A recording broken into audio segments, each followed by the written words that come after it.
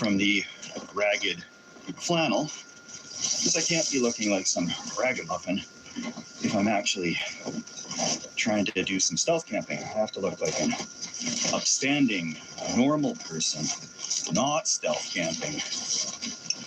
Oh, here we are. This is good. Get a little further in here, and we get things set up.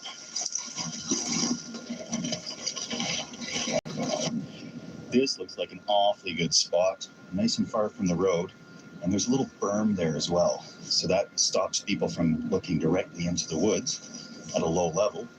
I've got my 2 trees here I can tie a hammock onto, which will be just perfect. Quick look for widowmakers. I don't think there's anything that should fall down and squish me in the night. No, that one's still alive. Good. This will be home for the night. I'll trample down a few of these thorn bushes here. They're actually wild roses.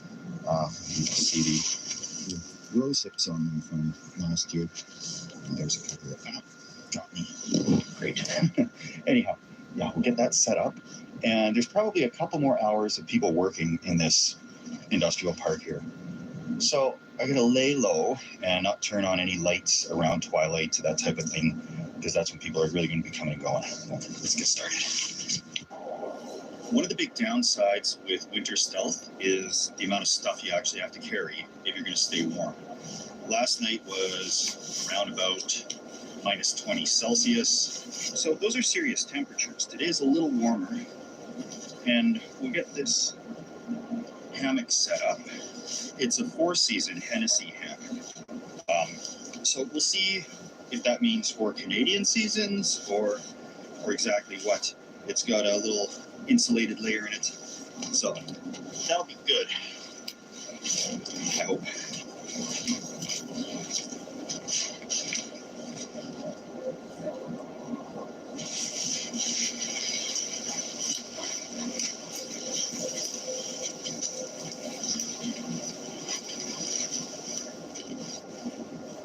Perfect.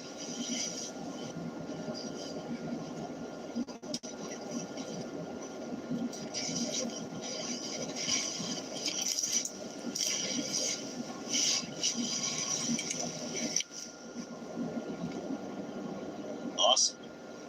Now this is just about perfect for a little camping thing as soon as I clear more of these thorn bushes here.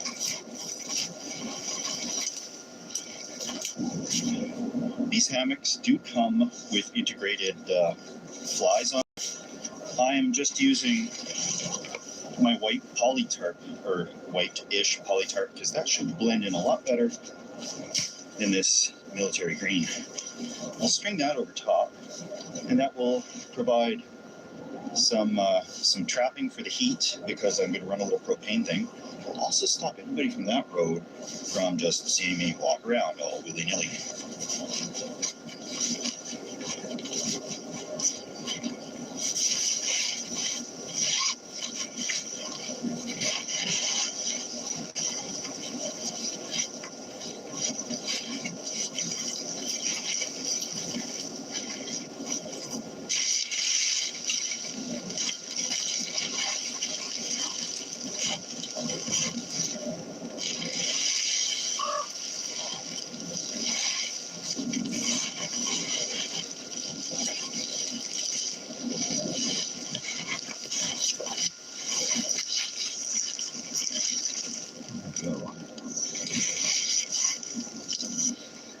Now, I got the bulk of it set up. I got to tweak it a little bit more, but I've made a lot of movement, and I just want to sit still for a second.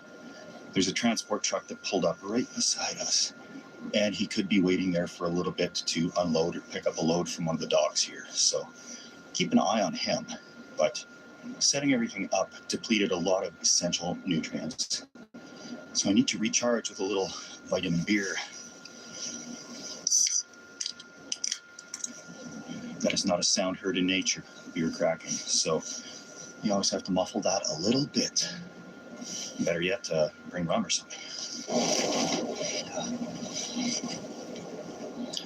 Now, this is a stealth spot.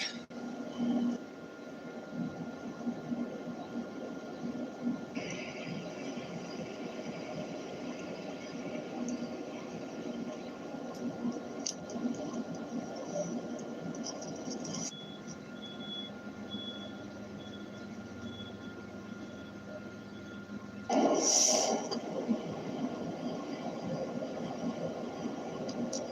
cube van pulled up about 20 minutes ago, and it's been sitting there right in a clear line of sight. I'm just trying to move around as slowly as possible, but I really have to get this set up before it gets too dark, and then I need the flashlight. So I'm putting on as few strings as I need to get this set up, which is a pretty good thing to do when you're stealthing, because you don't know when you'll have to take it down really quickly, which I did on Wednesday. That's where I was on Thursday, if anybody didn't see the memo.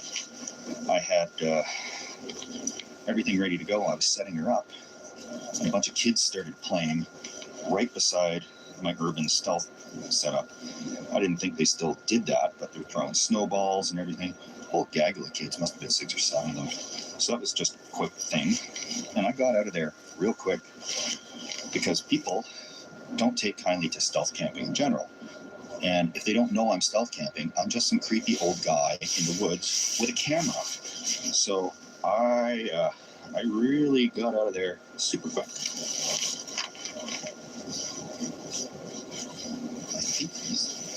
I think he's left.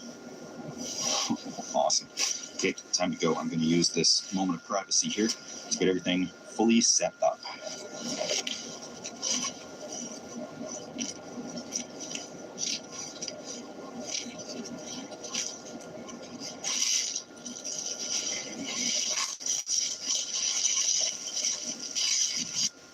Camping gear never seems to come in colors that occur in nature.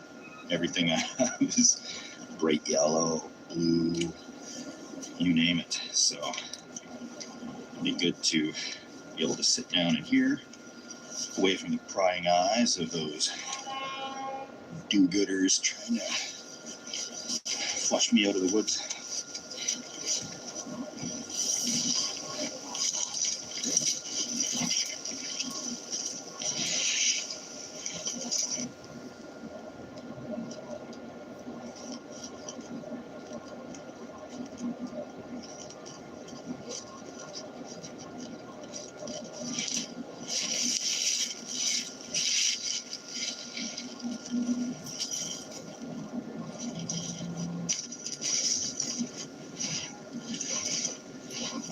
To me, that looks fairly stealthy.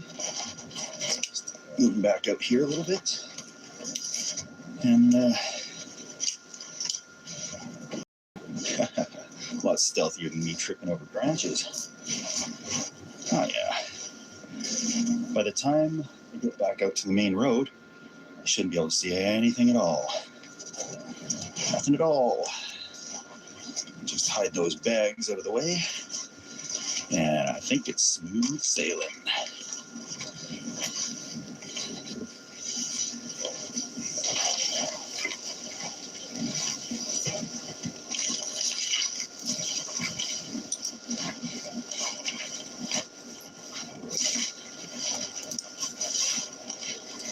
Oh yeah, I feel a lot less detectable right now. The sun is just starting to set, and staying still gets a little cold. Of course, fire is not stealthy at all unless it's a stealth Dakota fire hole. But using propane, got this little guy. Screws right onto a 1 pound cylinder, and little C3H8 will warm things up. Warm things up beautifully, in my opinion.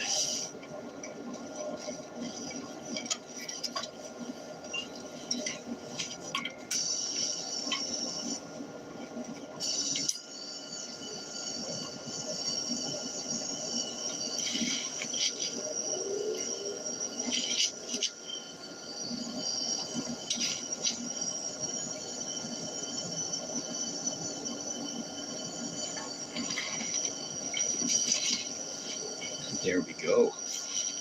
Fantastic. I had to bring this along because although it's a 4-season hammock, anytime I've heard 4 season, it means 1 season. Anytime I've heard 3 season, it means 1 season. Now if I've heard 1 season, never buy it. If your sleeping bag's rated for minus 30, it isn't. So that's my word of advice there.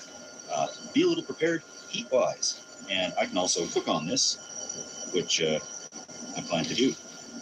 That make less gear in the bags, multi-purpose tool.